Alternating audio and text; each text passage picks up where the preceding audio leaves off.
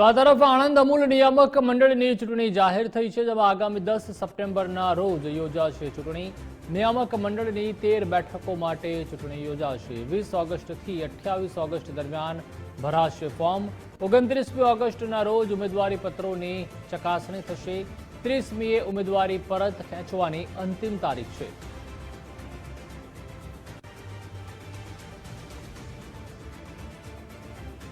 વધુ માહિતી માટે સંવાદદાતા યશદીપ ગઢવી જોડાઈ ચૂક્યા છે। યશદીપ, આણંદ અમૂલ નિયામક મંડળની ચૂંટણી જાહેર થઈ છે, શું વિગતો?